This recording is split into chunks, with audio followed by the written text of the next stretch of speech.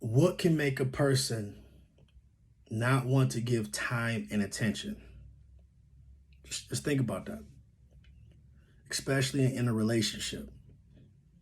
What could be some factors in your relationship that this person is not giving you time and attention? Now, I'm not saying that anybody is innocent or guilty, but what I'm saying is that there's some factors that play a part in an individual not wanting to give you time and attention. And if you're not getting that time and attention, the last thing you want to do is to rush out and cheat on that individual. Maybe you should give it time to work itself out before you act on a selfish impulse.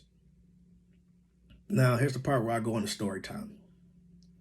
I was in a relationship with someone, and I got to a point to where it is I didn't give them time and attention anymore because of these factors. I caught them lying. I caught them cheating. And my trust for them was starting to wane. So it was hard for me to give this individual the time and attention that they crave because those things are always in the back of my mind. So if I'm giving you time and attention and you're still doing things behind my back, it serves no purpose, because that time and attention is supposed to show you that you're comfortable with me. So I stopped giving that time and attention, and the person just took it too far. They got to a point to where it is they just became a serial cheater. They lied about everything. And I stuck around because, I found out that this individual was pregnant with my son. And, me being the type of person that I am, I'm going to be loyal to a fault, even if the right fault presents itself. And that's what I did. I stuck around for my son. But this individual knew. She knew that I wasn't too far from leaving. And we had all these problems and everything going on. And, it just continued to persist and nothing really got better. She just found more and more reasons to cheat, more and more reasons to lie, but wanted to keep me around at the same time. Because I provide a level of stability that she wasn't used to. And when I decided to stop giving my time and my attention to this individual, the activities behind my back increased, all the way down to a sex tape. And, I try to hold her together because there were multiple children involved. Our child, our son, her daughter, and my daughter.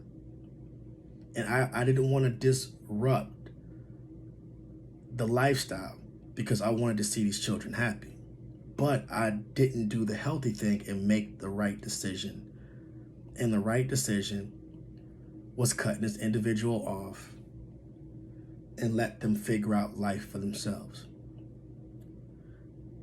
In the end, I think that she knew that I was going to leave because there was another situation that played a factor in it, and it was the way that she was treating the children. And I'm like, it doesn't matter what I give this person. It is what it is. So I stopped dedicating time and energy to the situation and let it play out the way that it needed to play out. And, she ultimately ended up leaving.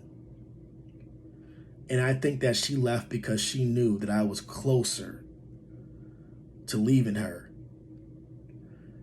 And she had to accept that because it was a fear. It was a fear that she verbalized.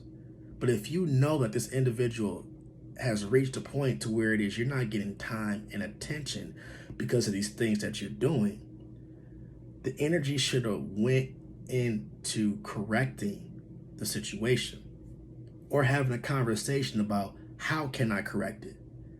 None of those things happen. So we end up going our different ways. And, you know, the lifestyle that she lives is what she chooses to live. The person that she got caught cheating with, she's right back in the fold with that individual, not learning from her lessons, not learning what cost her a good position. Because I could say this, that she was in a great position. She didn't work for almost 4 years. All her bills were paid. Her children were taken care of. The only difference is that she made her relationship harder because she was being selfish. She wanted to make sure that she got everything she wanted, but she gave nothing. And that's when it comes down to that word value. If you know your value, your partner knows your value. It's like a magnet. It keeps you together. But if your partner holds all the value and you have nothing, it's like positive and negative ions. It just pushes you apart. So what you have to understand is that time and attention is lost if you're doing terrible things. If you're not doing your part. I hope that this helps someone figure out before it's too late that you have to talk about something. You have to talk about it. If you're lacking the time and attention, don't just run out and look for something different and hope for something better. Have the conversation, and if nothing comes from the conversation, just kill it. It's better for the relationship down the line. I don't have a relationship with this individual. This individual cannot talk to me because I'm big on respect. And if you didn't respect me throughout the time that we had a relationship or friendship or whatever, we have nothing outside of that. We would never have anything outside of that because respect goes a long way. It doesn't matter if we're still friends, if we still have a relationship or not. Respect goes a long way. And I need people to understand that.